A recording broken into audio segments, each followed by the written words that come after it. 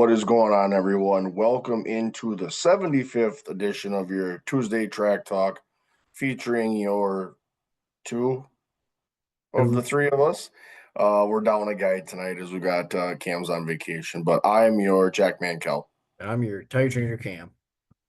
So we got the two of us looking ahead to the episode. We'll check out all of the news of the week. We'll touch a little bit on the high limit season opener. We'll talk about or debate the who's approved, who is not to race in the Cup Series. And then we'll kind of touch on the Cup race at Vegas today with a surprise winner, along with look ahead to what is going on for racing this upcoming weekend. So that's your timeline for today. I know we just saw each other 12 hours ago. How was the drive? Yeah, How was the drive back? it was all right. I first started out, I'm like, oh man, this is gonna suck, but it kind of got smoother as the day went on, and Yeah, all was well. So yeah, for sure. So no, we had a good weekend together. may have took a 20-minute power nap there between stages of the race Yep. today. Somebody had to celebrate another trip around the sun. So add another one to the tally. Yeah, something like that. Celebrating the old Kevin Harvick, the old Yep. 29. Cool. Well, let's go ahead and jump right into the news for the week. I'll go ahead and take these first three or four and we'll go from there. Sure. So, looking ahead, after winning I-75, Ricky Weiss joins the loyalty program for the Hunt the Front Super Dirt Series. So they've got another guy joining to run them full time for their schedule. Looking at some loyalty programs as well. Flow and the Cars Tour announced their Flow Racing Master of the Field award for each event. Basically, what it comes down to is the winner of the event that passes, or it's a $750 bonus for each event for both the pros and the late model stocks. It is the person that passes the most number of positions or cars under green flag conditions. So what they'll do is they'll track it per event, and then they'll track it at the end of the year. At the end of the year, there's a $2,000 award going to one driver, both in the pros and the late model stocks. So, um, it doesn't. It kind of rewards those that maybe have to go to the back for something at some point. Yep. Where we're just talking green flag racing conditions. So, kind of cool there. Another chance to make a little more money. High Limit announces their franchise plan that will start next year. And over the next 3 or 4 years, I believe it was four, it'll pay out over $18 million. So we have the structure that was announced along with Let's say I got it pulled up here. So basically, starting 2026, your champion or your first place team will get $425,000, and it could gradually go down from there. In 27, that first place will jump to $500,000. Then it'll jump to 6,000. Oh, excuse me, and then it'll jump to 625,000. Franchisee position is determined on a rolling 2-year average of team point finishes. got it. That was my question as to how they were going to determine that. Yep. So those 10 drivers that are eligible for said franchisee positions are based off of the 2-year averages. Yep. So looking at from 2026 to 2029, next year is 4 million. 2027 is 4.3 million. 2028 is 4.6 million. And 2029 will pay out $5 million for their franchise system. That will pay out all the way to in the final year. It'll pay out to 15th being $130,000. So Pretty penny. heavy investment into the series, the health of the sport, if you would call it that, in terms of returning that money to the drivers. Yep. Drivers, teams, owners, however you want to phrase that. So cool. I'll kick the rest to you. All right. Stick with high limit side of things. This one was kind of a bit of a shock as this news dropped just before the high limit race, but Case Kane Racing and Eric Pressman have announced that they have parted ways. So Yep. he was the championship crew chief for Big Cat last year. They announced earlier this year that Pritzman was going to be in a different role within the organization, Yep. and now he is no longer with the organization. So Yep. little bit of head scratching going on of what's going on there. Still waiting on some news from that. And that was as of Flow Racing. So Yep. um some Martinsville news for the Cup Series. We're going to talk about this here in a little bit. Casey Mears will be running a Cup Series race at Martinsville, driving for the Garage 66 MBM 66, however you want to look at it. He'll be Yep. driving that entry in Martinsville in the Cup Series. Yep. Some NASCAR broadcast booth news. Uh, Off the heels of Dale Jr.'s download this week, which was a phenomenal episode with Carl Edwards. Carl Edwards will be joining the Amazon Prime broadcast booth in 2025. So it'll be himself, Dale Jr., and Steve Letarte in the booth for next year. Yep. Good. That's a good grouping for them. Yeah, I think they'll be all right with that grouping for Yep, sure for the Amazon absolutely. broadcast. Last bit of news here, and this came out yesterday. Still waiting to hear a lot of the details, but this is from Adam Stern of the Business Sports Journal. NASCAR is close to returning to Montreal in 2026 and 2027, so next year and the year after. Yep. I took this to be interesting, especially with the heavy online rumors about Mexico City this year in NASCAR, Yep. and wonder if that's kind of in response to those said rumors and what that could end up tailing and God knows what. So, Yeah, for sure. We'll see. I mean, they're exploring all of their options. That is absolutely for sure. yep. So Yep. Absolutely. yeah. So looking at our next couple of topics here, when we're looking ahead, we're gonna kind of stick on, we talk about exploring all the options for the Cup Series in particular. We kind of had this debate in the group chat, and we felt it was a good conversation point to have. How how should we be determining what drivers are eligible to run the Cup Series? More specifically, in lieu of the conversations around Catherine Catherine Legg Leg. running Yep. Phoenix. Um, you can even go back as far as Daytona with Wallace getting his uh, basically his driving pulled on him. And now with the news of Casey Mears returning the Cup Series. So, where do you want to take this who gets in and who doesn't conversation? Well, I think we can let's start with the Catherine Leggy one because obviously this was off the heels of what happened at Phoenix, and Yeah, Dan Suarez had some words to say about yeah, it. Um, Obviously this was her first dose of any type of NASCAR racing. Never ran trucks, never ran Xfinity.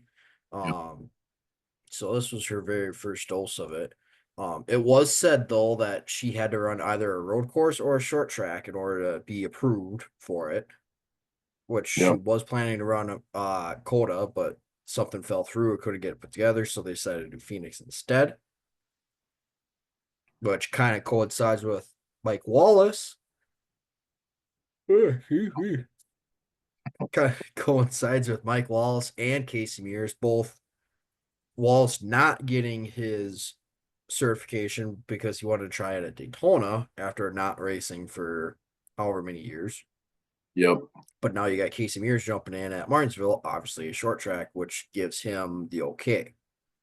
yeah, So it's just, I find it amazing. And given you had this scenario where Shane Van Gisbergen comes in, again, road course, so it falls into that criteria, goes out and wins. yep, but I kind of made the point of he's kind of really been the only good example of this. Yeah. Kimi Räikkönen did okay on road Yeah. courses as well, but yeah, Yeah. I think you're looking at the SVG situation. I think that's the scenario that when you talk about the translation of where he was picked to make that debut, along with the car being different, and the his Cup background as a Series, whole. yeah, the Cup Series car being a little bit more sports car ish. Yep. You know, I think that accelerated his learning process. So I think when you look at that transition that he made, I think we found the anomaly in the one that was going to have the most success out of the gate. Where you look at some of these other disciplines of racing, yes, they might be on ovals. Yes, they might be higher speeds, but just the translation isn't there. What do we have to do to make sure that we're not bringing in people that cost our point racers every week? Yeah. Scenarios, Yep. you look at it like look at Suarez. So today he finished second. He put a strung together 2 weeks already now, but instead last week he finished in the garage. Yep. So yeah, I don't know. I just it makes you wonder. Do you have to do some type of, I don't know, do you stretch as far as a late model race somewhere? Do you stretch as far as an ARCA race somewhere? Like, then it becomes a question of ARCA, truck, Xfinity, like where do you start that process to bring that individual in? Yeah, and obviously if you have to have those drivers racing other series, whether it's the Xfinity truck, I know ARCA uh, has been considered one of those qualifying races as well. And that Yeah, was Elio Castroneves' case for Daytona. yeah, Um, it you hate to say this because it's going to cost money in order to do it, and I think we've all made our point as far as how much money is spent in racing as a whole. yep, But does that have to be all right? You have to run X amount of races in either a Xfinity car or truck in order to say, yep, you can do this one off in the Cup Series. yeah, yeah. And let it can be a tough situation, but then do you let NASCAR make the decision? Yeah. Here's your two truck races. Here's your two Xfinity races. This is like your trial period, your probation period to make Yep.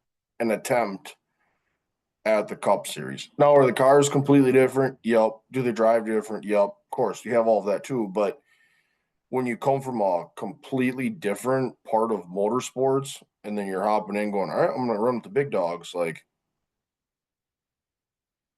the trial and error part of that becomes the risk reward of, especially on a shorter track like Phoenix. Yeah. The back of the field gets caught quicker than it does at some of the big places. And So, especially with the lack of testing too. Like, you could say the same thing for Carl Larson to going over and running the Indy 500. Like yeah, obviously that's a very big discipline jump as well if you're going the other way with it. But he ran a test at Phoenix. He did all the pre-race testing at Indianapolis that's required for a rookie. yeah, Like there is all kinds of stuff that he had to do leading up to it just to be able to get on track to practice. yeah.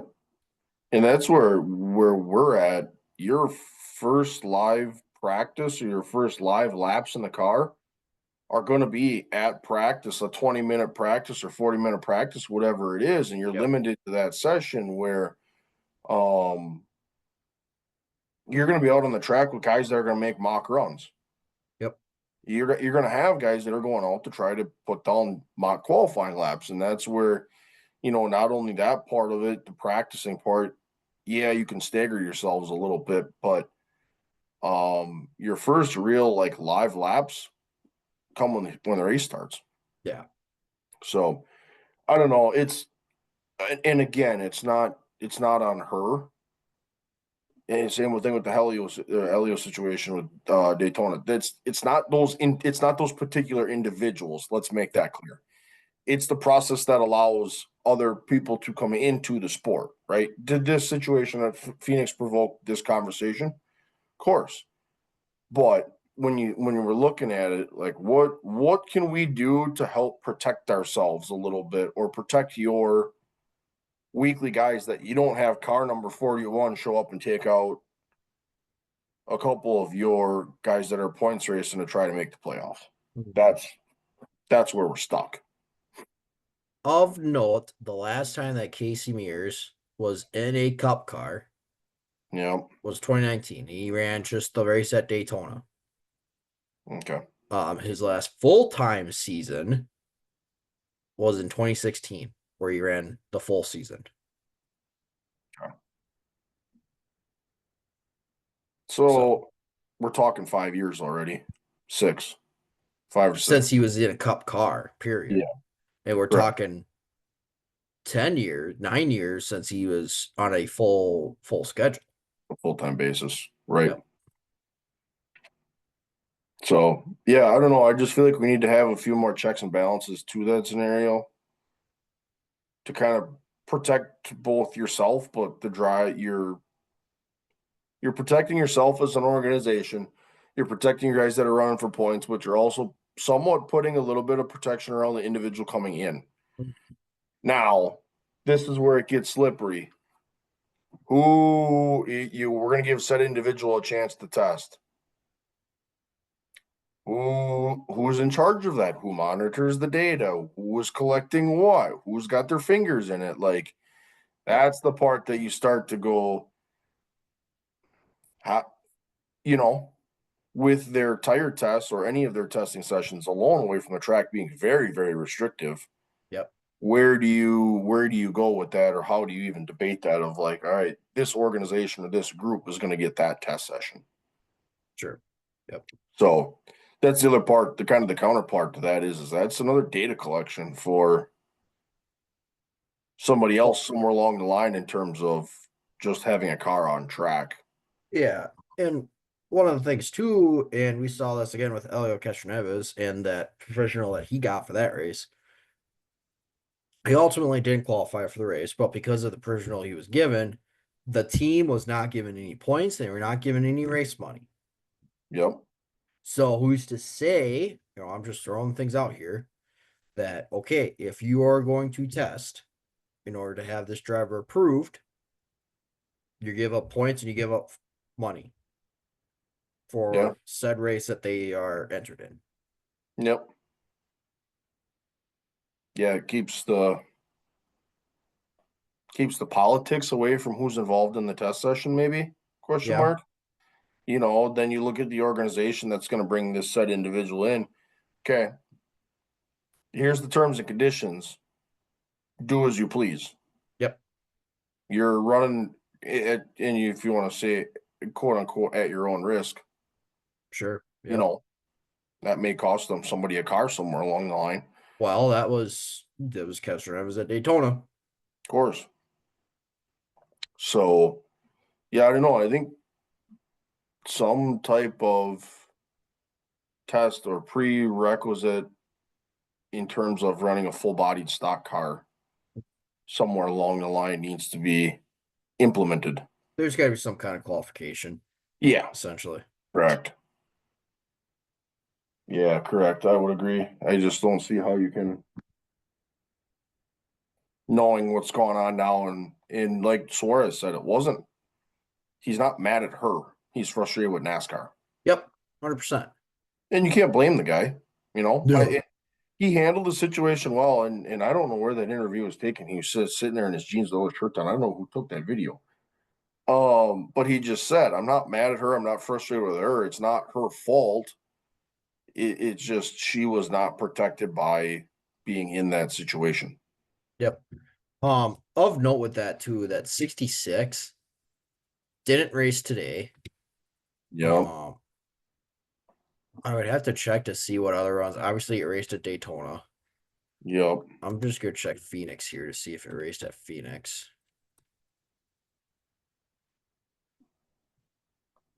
Which it looks like it did not. Yeah, I don't think it has run since Daytona. Check Circuit of the Americas. Come on. Yeah, and it didn't run that quarter either. So I mean, you're talking about that organization's second race that it's going to run as well. Yep. Now, and that's a small time team. Probably doesn't have a lot of money behind it. Yep. And hired Casey Mears is probably, hey, we just want you to put a race together, bring the thing home in one piece. Correct. That's all it is. Yeah. But For sure. I Yeah. don't know, just It's a debate. It's a conversation. It's obviously happening in the background. I would think there's more around it than what we know or what we have seen. and I guess the other point that we got to bring up that we brought up in the group chat, why Casey Mears? No bash on him, right? But why Casey Mears and not an Xfinity or a truck guy? Yeah. Yeah. Why him and not somebody that's looking to move themselves up the ranks? Yep. An Xfinity guy, a truck guy, you know, Yep. look at those ranks and go, all right, who's somebody that potentially has talent or has shown glimpses of talent that could do this that And could wouldn't still want bring to a take. car Yep. home in one piece, maybe even Yep. get a little bit better finish out of it. Correct. For sure. So yeah, I don't know. It's been an interesting avenue with a lot of these retired stepped away drivers coming back for one-offs and kind Now, of monkeying around with it a little bit. I mean, even look at the last couple of years. You've had a Biffle, you've yep. had a JJ Yaley, you've had, if you want to include those that are not stock car people with the likes of Elio and Catherine Legg and like those other people, but like we're looking at guys that have stepped away from racing, retired, stepped away, and come back, and like Biffle just ran Daytona to run Daytona. Travis Pastrana. Yep, he's another one. It comes to the back of your mind of, well, Cletus McFarland has already made a kind of a brief statement. If you didn't catch it, his goal is to run the 500 at some point. Hmm. He's another one. Like he can drive, but it's different. Like protect him to protect you. So Yep. he'll be one that don't be surprised if we see him at some point. So he's already said he's going to run the ARCA race at Talladega. Yep. So, but and he's got Biffle coaching him a little bit. So Biffle's taking him kind of through the ranks in terms of a couple ARCA races and then going from there. Yep. Um, but yeah, you're looking at traditionally, you're seeing a lot of those guys that are semi-retired. Is that how you'd say Or that? or just not around. Yeah, they're Yep. kind of in the background a little bit. So Now, now we've kind of contradicted that as well. And again, this is a conversation that we had. How many people want Carl Edwards to do a practice run in Kyle Larson's car during the All-Star race? a lot. Exactly. But Right. it Yeah. same idea there. He hasn't been in a car since the hell year was that? 17? So yes. Yeah, I've been the fall of 17, I believe. So no, 16 was the last year. 17 was when he would have last raced. Got it. But yeah, either way, you can argue, and we've said the same thing. How awesome would it be to see him at the track? Oh, 100%. So we also turn around and contradict that statement right out of the gate. Yeah. Yeah. Usually good for that. Yeah. Yeah. But any other kind of final thoughts as we kind of debate a little bit more into, what qualifications, what steps do we need to get individuals into the Cup Series? No, and that was a big conversation in media today, Yeah, during the media bullpen on Vegas this weekend. It's just what's the mindset behind these decisions? yeah, So yeah, for sure. So very, very interesting. And I would assume that as we go through, I would assume that NASCAR will address it, that there's enough conversation about it that Mm, they will address it in some fashion. yep. Um, let's just kind of briefly touch on a little bit. High Limit finally got their season kicked off this weekend. Took three Um, tries, but he took a couple cracks at it, but they finally got the racing in. Thursday night was supposed to be the first one, and if you were watching on Flow, man, we were just talking about that a little bit. Got to be late being mm, out on the West Coast. It's like 9:30, gets to be quarter to 10, and qualifying's done. We're gonna run heat races, a dash, the B main, and then we're gonna run the feature. And I looked at my phone at 9:30 and I said, "Yeah, I'm not gonna make it." And I called her a night. But Thursday night got rained out. Did they also cancel Friday night as well? they canceled Friday because of weather, but also because of how late the truck race ran. So they were gonna follow the truck race, and then with the little bit of rain they got for the truck race, a little delay there. And then finally Saturday night we did get a little racing in. So Yep. um it was windier than hell out there too. Um so that didn't hardly help anything. Gibbs, coach says go ahead, you can do what you want. And Ty Gibbs said, all right, I'll run the high limit race out at Vegas while we're out there. Talk And about guys that are hopping in cars and yup, and he made it lap quarter, three quarters of a three lap and a quarters. half. Yeah. Found himself on his lid. So night was done for him, but Yep. fuel mileage actually kind of came into a little bit of a conversation. Yeah, so there were a lot of single car spins. Um, tires cut, tires were a big issue. Um, Yep. and they tell drivers to pack enough fuel for the same amount of yellow flag laps that you would run for, as green flag laps. So Yep. you had 30 green flag laps, should have enough fuel for 30 caution laps as well, Yep. type of thing. But drivers and teams, they're not going to go off of recommendations. They're going to go off of what they need to do. Yeah, they're gonna go off of what makes them fastest. Yep, exactly. So first off, Darren Pittman, when he gets in a car, he can race. He still got it. Oh yeah. So, I felt kind of bad because we got down to about 7 to go. Yep.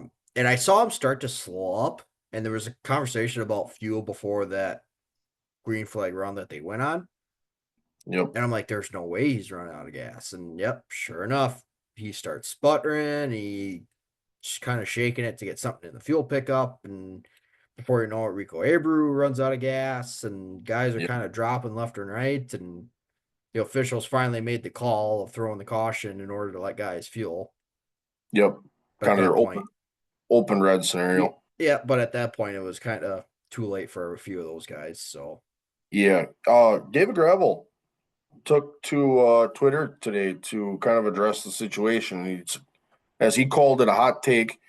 Years ago, they mandated 33-gallon fuel tanks, and basically no one did it. Well, now they're running 28-gallon tanks. He runs a 33. It's a 33-gallon tank, but it holds 31 gallons. So that's what he runs. So he was on Twitter just kind of talking about it, and he just said, and in a string of tweets, he said he loves Pittman in the '69 team, and that just really sucks for them. But he said the sanctioning bodies need to get on the same page in terms of the fuel cells themselves. yep. And he just said teams shouldn't be buying certain multiple tanks for certain races. Yep. So, that kind of leads to the conversation what we talked about with late model racing and the dividing rules there too, a little bit that they're seeing as well. So he And and, kind of dove into that as well. and the rule books between World Outlaws and High Limit are a lot closer than what they are in late model scene. Yep. Um, I mean, Closer, definitely closer. Yep. Christ, you've seen how fast an inspection process they do at the end of each race. Yep. Yeah. But no, and again, teams are gonna do what they need to, for a lot of the bull rings where they don't need a necessarily bigger tank because they're not gonna burn through it as much. Yep. They're gonna swap that tank out for a smaller one and run that when they Just go to be lighter. Knoxville or something. Yep. Volusia would be another one where it's a bigger track. You're gonna burn through a lot more gas because there's a lot more throttle time, wide open throttle time at that. Yeah, for sure.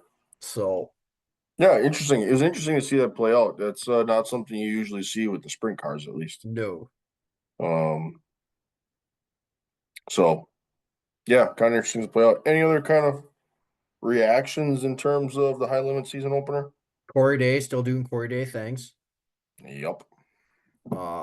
Larson looks good as always. Sweet went from 11 to 3 in in the race. Yep. Um, Obviously looking to defend his championship.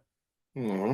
So Yeah, I just kind of wish we'd have got a few more nights out there at Vegas. The track, I mean, for the most part, once the track widened out, it seemed really good. Uh, absolutely. it Yep. just, we never got the chance with the weather to really get it worked in and let the track prep crew kind of do their thing in terms of getting that baby set up to race, where they had a few bugs, but they hadn't had a national tour there for a handful of years. So 2019, yeah. time and loop issues and little things like that that just bugs need to work out with that. But Yep. that comes with time a little bit. So like I said, I just wish we got to see a little more of the racing product itself, Yep. 100%. but unfortunately we can't fight the weather. So But that, we'll get another chance at them as they race a little flash forward, but we're racing on Friday. So yep, yep, for sure. Well, speaking of Kyle Larson, should we go ahead and jump into some of the details and the highlights of the cup race from today? yeah, absolutely. So I think the big thing was pit road was treacherous for a lot of guys today. Dude, I like didn't understand it. I was like, what? Like, it was every time you went down, you had a penalty, Yep. whether it was speeding or tires or, Equipment. I mean, Yep. nightmare. I don't know how else to describe Yeah. it. And you had, so obviously you had the two guys, then Briscoe and Bush that had their tires come off. Yep. You had, oh, till I can really need some sleep. Um, you had Bell have his issue with him quick mindedly stopping in Briscoe's box. Funny Dude, enough, the one that, what a call by Stevens. oh, 100%. Find a box and stop in a box. Go. So I'm like looking, I'm like, how is he going to figure out where he's going? And he found the 19 box, but as they would say, on the broadcast, they said, I'm sure NASCAR will look at that this week. Yep. That'll be you're going to get away with it this week, but we're making a new rule. Correct. Yeah, that was quick on his feet. That was good. Yep. I was Yep. impressed. Um, I think Bubba Wallace had an issue. Yep. Bowman had an issue. Yep. So I mean, you had a slew of guys that had tire issues today. Yeah.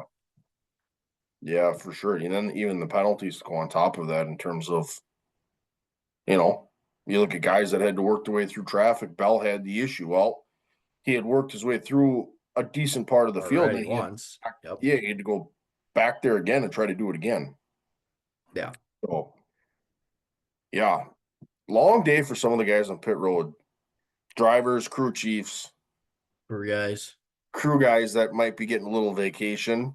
And and of course you see what everybody else is doing, and it's kind of sitting in the back of your mind. Yep. Yep, for sure. Yeah, some guys that had some long pit stops too. Just think the nerve of that tire coming off of there, I think, Yep. slowed up some pit stops as well. Now there was a couple of them too where they couldn't torque it tight enough, and they were Yeah, sitting there forever to torque it tight enough. Which is that got on to the use. Well, is it on the gun? Is it on the lug nut? Was it not Right. sitting right on the hub, or what was going on? Yeah. Yep. And it wouldn't be the Just first time we've heard gun issues. right. So air gun issues. Yep. So Yeah, I don't interesting. know.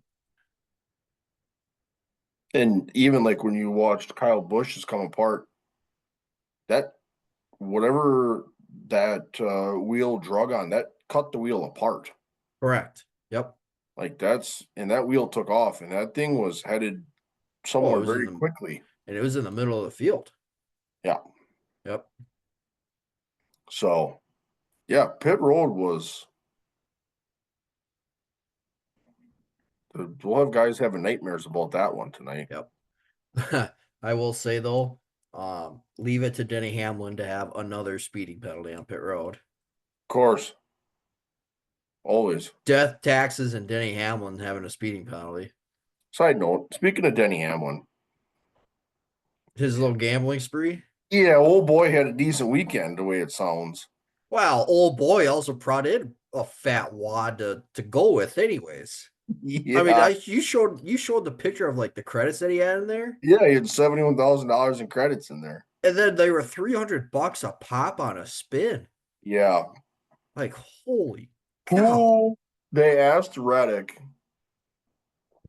they asked Reddick what they thought he had spent, and he figured around 100 grand. Easily, He figured he had spent 100 grand, and he had what? He won the 128 and then another 85 or something. yeah, So yeah, did he win a lot of money? Of course. Uh, but he was in it a little ways to get there. 100%. Old boy Wasn't was probably sitting in the high limits room too. yeah, he definitely didn't stick a $20 bill in there and come out with $128,000. Let's just Correct. make that known. Jesus. Oh And like Christ. for me being out in Vegas and not being very frugal with my money when it comes to gambling, especially Yep. seeing that $300 a spin is just, Ooh, ooh, makes me that, shiver that's a little sickening a almost. little bit. Jesus. Yeah. So he had some good luck. Let's talk about a fella that had some bad luck. Poor SVG.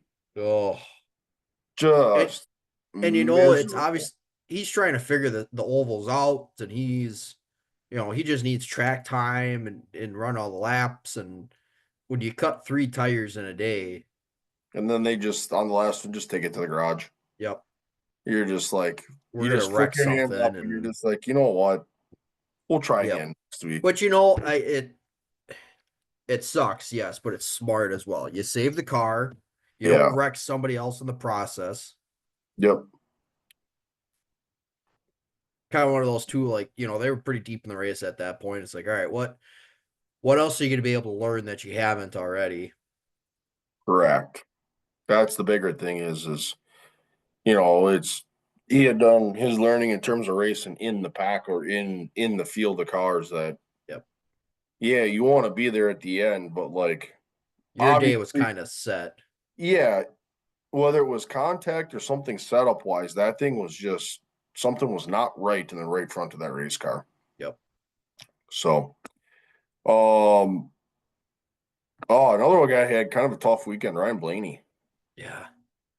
Well, I showed when we were partaking at the local watering hole this weekend, I Yep, showed you that tweet about Blaney cutting the tire in practice and backing into the wall, and yep, he did that same thing last year in the fall race. And it's like, yep, here we go again. It's gonna be another one of them weekends. And sure enough, it was. yep. And the crazy part is they put that car back together, and that thing was fast. He was in the top 10 at one point. Yep. And running good in the top 10. Yeah, he was running like sixth, fifth, or sixth at one point.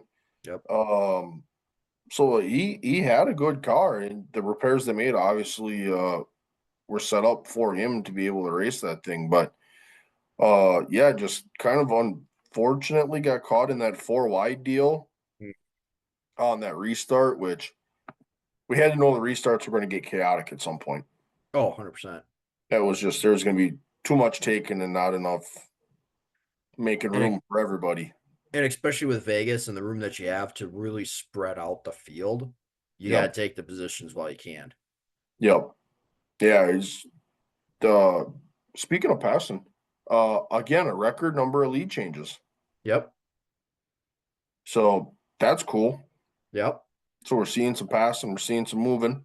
And you're seeing, and I guess I didn't look to see the number of leaders, but you're seeing variety of guys take the lead too. Now, given some of it was also due to green flag pit stops, Yep. but you still had, like you said, the record number of lead changes. I'm sure green flag passes overall were very high. Yep. And that's, they talk about what they want in racing. And I mean, that's a pretty damn good benchmark to have when it comes to racing. Of course, right? Even just from the leader standpoint, eh, you want to talk about people that are going to try to have a shot at winning this thing? Like we had the most number of lead changes. 13 cars, drivers officially led a lap. Okay. All right. And again, obviously broke the record for that uh spring cup race. So interesting top 10, to be honest. When you look at the coming down to the end of the race, it really was kind of an interesting Oh, dynamic that they had at the top. absolutely. Suarez was up there last year, given he was the benefit of a little bit of a pit cycle there in the fall race last year, but maybe got that same little bit again and was up front in that aspect. Ryan Preece, well, there's a lot of eyes on him this year as far as what he can do in that RFK car, Yep. finishing third. Um, Ross Chastain kind of had an up and down day. Bowman had obviously his tire issues. Allmendinger just kind of sneakily stuck around there. Yeah, I mean, most of the race he ran in that 7 to 14 range pretty much the whole race. Mm-hmm. That's kind of, I feel like that's kind of the first spurt of speed that I feel like Kalg has shown on more of your traditional oval type tracks. Yeah. Yep. So, So, yeah, just a very wild top 10 group yep. there. Well, and that came off of qualifying too. Obviously, McDowell was on the pole. Jones was up there. We talk about Barry. He was seventh, so he was already had a quick car that weekend. Zane Smith was ninth. Ryan Preece was 12th. So again, he just had a quick car overall. Mm-hmm. All right, not to skip ahead a little bit here. I'll let you think on this for a minute. Josh Berry and Harrison Burton won cup races before Ty Gibbs.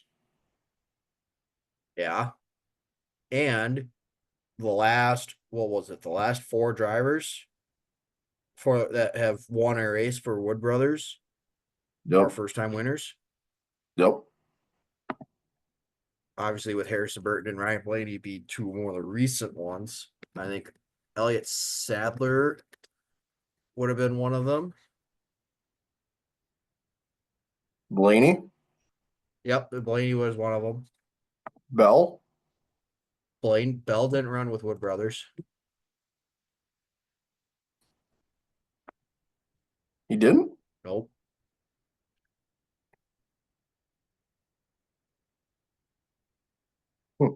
I thought he did. Trevor Bain Bain. That's at right. Daytona. Yep. That's right. This is kind of interesting. I saw this one on Twitter too. This is also very interesting. With Josh Berry's Cup Series win, he becomes the first NASCAR Advanced Auto Parts Weekly National Champ to win in the Cup Series. Yep. So we talked about it and talking about short track guys going big time. Obviously a hell of an accomplishment, not only to win the national championship on the short track side, but also to win in the Cup Series. So that was a pretty cool little stat that I stumbled upon as well. So, what other reactions about? Let's just go about the Vegas weekend collectively. Well, there was a video. I'm sure it came out earlier in the weekend, but we saw this today. Interview with Tyler Ankrum. Just kind of one of the, I don't know what you want to call them, lower ranking media guys that kind of Yep. travels around. A lot more in the know or in the scenes than us, but not like a Bob Pockris or a Jeff Gluck or any of them guys. Yep. Tyler Ankrum had some strong words about his performance and the team's performance Yeah, the engineering department in on particular. Friday. Yeah. Yeah. Yeah, what did he say? He showed up and all of the dash was wrong for pit road stuff, and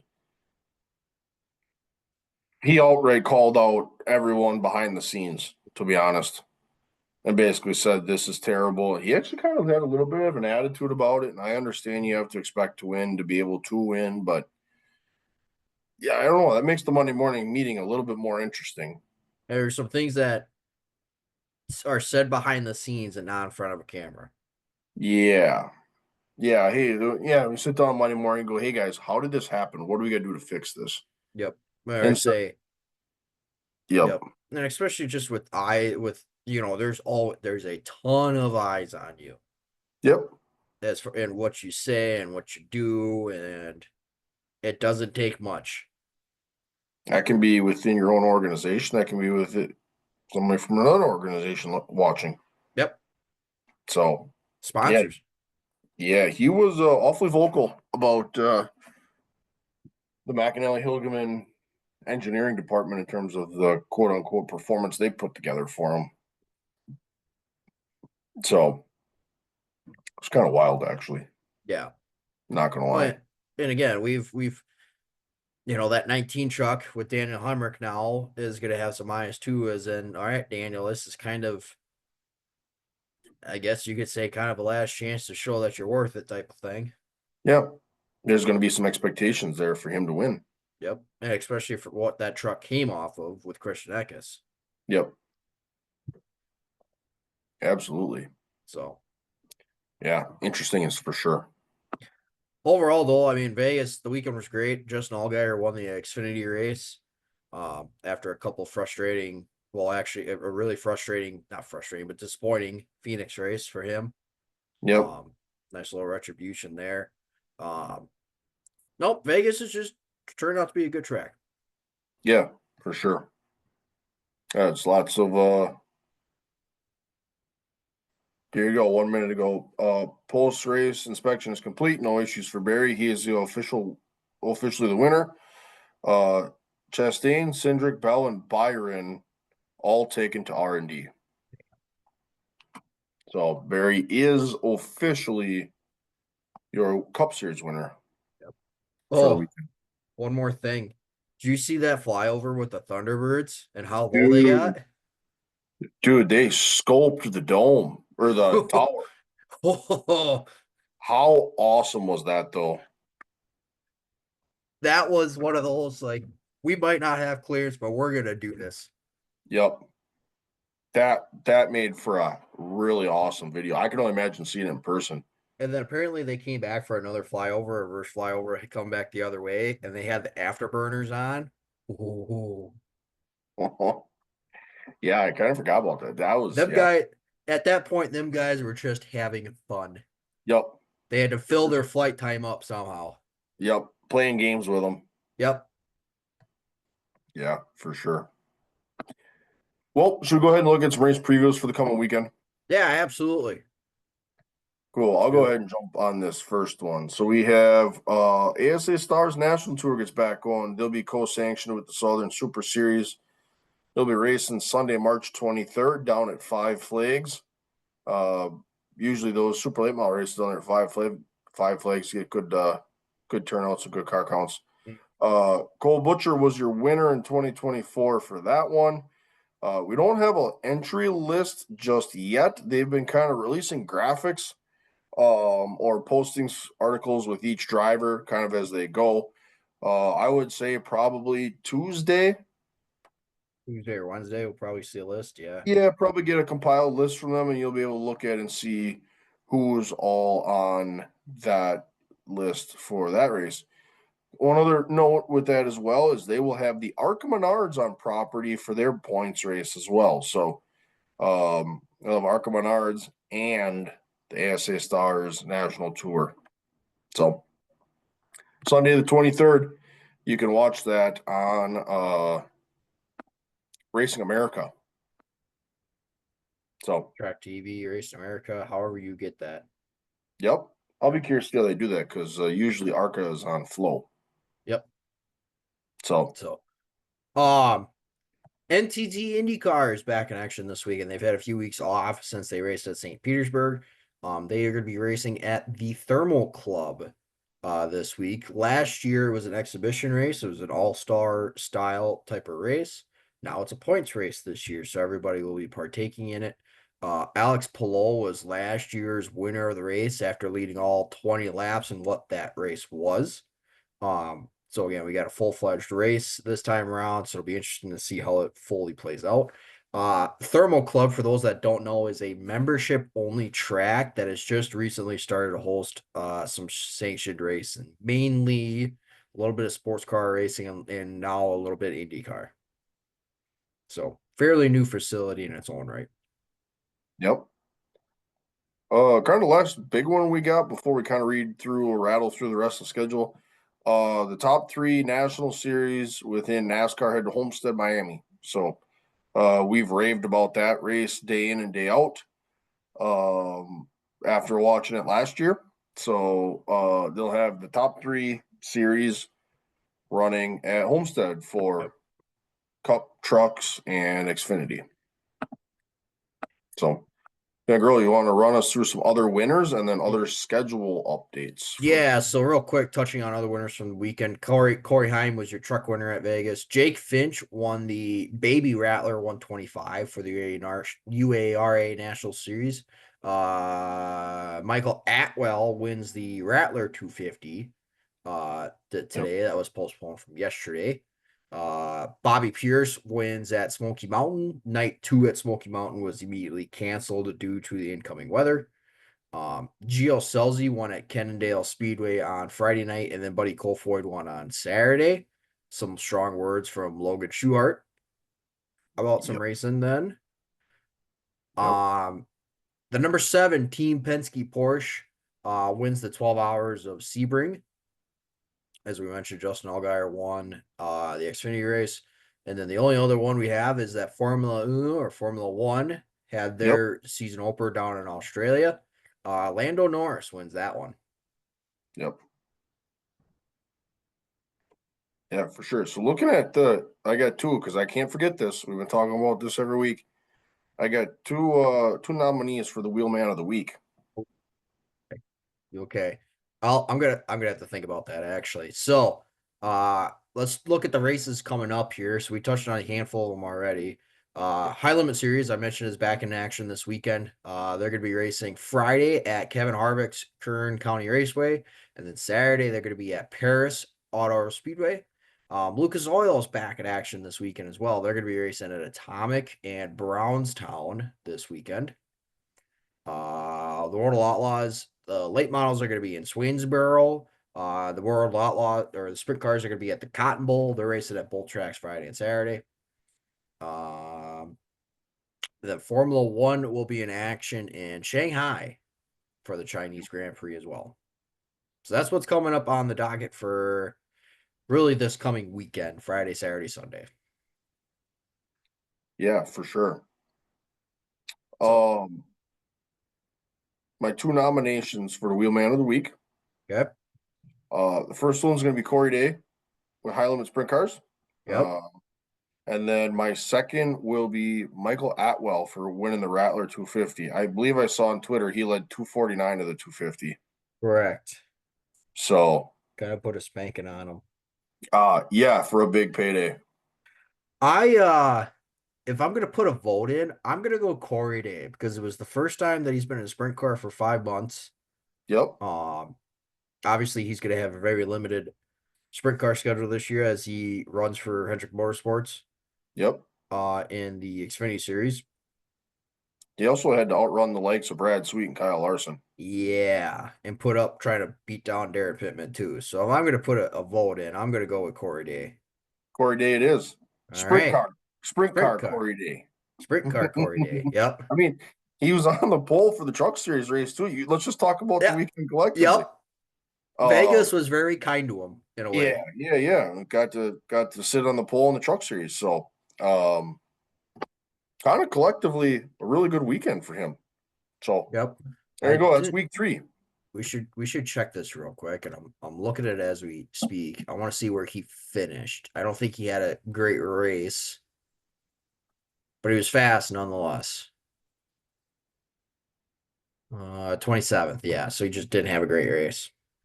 Yeah, So nope, I'm agreeing with that. Corey Day.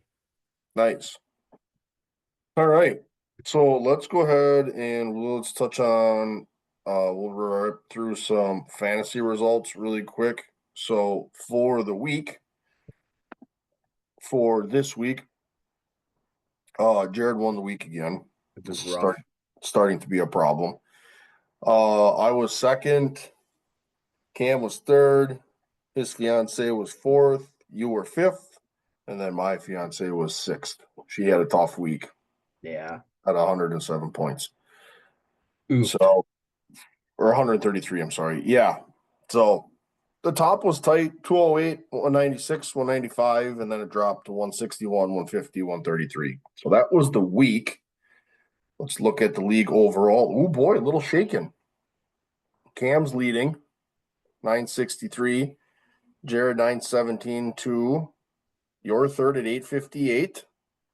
I'm fourth at 847. Gasman's Girl 831 and fifth, and Sophie's Pit picks sixth at 819. So a little bit of movement. Yep. I got myself off the very bottom. Yep. You are still on the bottom when it comes to race pick standings, though. Yep. Hate to put a damper on that for you. Cam continues to extend his lead in that point standings as well. We kind of me and you are still kind of about 30 points apart. It's kind of where we're sitting right now. So Yeah. 284, 216, 183. That yep. 183 is rough. Cam was the winner of last weekend with having Larson as his pick. Yep. I was second with Christopher Bell, and then Reddick. Yeah, you had Reddick. It just was looking good there for a while. It was feeling really good about the first third of the race. Yep. And then was not. So Yep. Okay. Well, let's go ahead and roll it back. Let's make some picks for Homestead, huh? yeah, let's do it. Okay. I'll go ahead and take the guy that just absolutely gave me a tough time. I'll pick him back-to-back weeks. Give me Tyler Reddick. All right. Well, I got myself a scenario here because I could go with just the overall favorite of mine, or I could go for a theoretical race pick. Okay. Screw it. I'm gonna do it. Ty Gibbs. Give me Ryan Blaney. Okay. That leaves Cam's. Did submit his race picks. He gave us 3 options. I unfortunately took his first, so that leaves him with Kyle Larson as his race pick. So, that's back-to-back weeks that we've picked the same drivers. I'm the only one that's changed. I just went with a different B driver. I went Oof. from Bell to Blaney. Yup. But tell you what, Bell still has a very good chance of winning that race and continuing Of on his dominating season. course. Who Great. also had kind of going back to Barry real quick? Who had Barry breaking the streak? I not send in the group chat like end of stage 1, middle of stage 2? I sent the group. I said, I think I can see this 21 winning a race this year. Yep. Well, sure shit. It was today. That's been a couple, and he's had a couple strong weeks of doing that too. Let's be honest. Yeah. Yeah, it's definitely wasn't a fluke thing. That car's been fast. Yep. So when you got the likes of Penske preparing your race cars, let's be honest, you're at least going to be in the ballpark. Correct. So, kind of one other little side note before we finish up, we have confirmed two more individuals to join us for separate podcasts. I think we were talking about these on Saturday, and we are excited for both. Yep. Coming from very different roles within the world of racing, see things differently. So, the first one will come out April 1st, I believe. So As about we 2 have weeks one from now. scheduled. Yep, that'll be 2 weeks from now. We've got that first one scheduled. So, excited about those. There'll be different insight, different angles, different perspectives, different backgrounds. So we were just talking about it, and we've got them all scheduled. So that'll be awesome to see, and hopefully that's insightful and entertaining for all of you watching and listening. So Yeah. cool. Well, that wraps up the 75th episode of the Tuesday Track Talk. As always, like, comment, subscribe. Be sure to share with any of your racing friends. You can watch here every single episode live on YouTube, or you can listen on the go on your favorite podcast platform. But until then, we'll see you all next week for episode 76 of the Tuesday Track Talk.